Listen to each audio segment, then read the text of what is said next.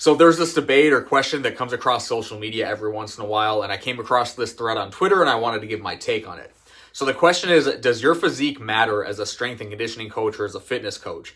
And my answer is yes, it matters. Nothing welcomes buy-in quicker from your clients, or if you're coaching team sport athletes, than looking the part.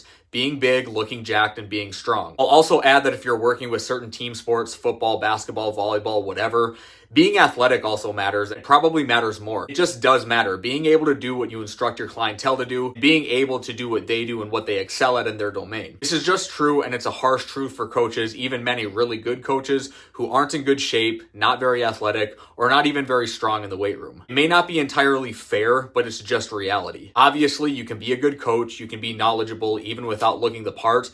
I've had coaches who coached me that fit this description. But in my personal opinion, when I see a coach who's significantly overweight or a coach who's really skinny and obviously not very strong, I just think, why? How? If you are knowledgeable about strength training and or athletic development and you don't present as such, do you not put your knowledge to practice in your own life? Have you not built the habits that you probably encourage your clientele to build? And if you do train and you do have good habits, but you still don't look the part, then it's reasonable to assume one of two things. One, you really don't train very hard or put any real effort into it, or two, you do put the effort into it, but the methods that you apply aren't actually very effective. In either case, reasonably would cause your clientele to disregard much of your coaching. So that's my take. I don't have any sort of moral position on it, but if you are a coach, I do think you should look the part, or at least look the part on some level. You should either be strong and strong by high standards, or you shouldn't be overweight. And if you are overweight, hopefully it's because your athletic background required you to be overweight. For example, you're a former offensive or defensive lineman, something like that.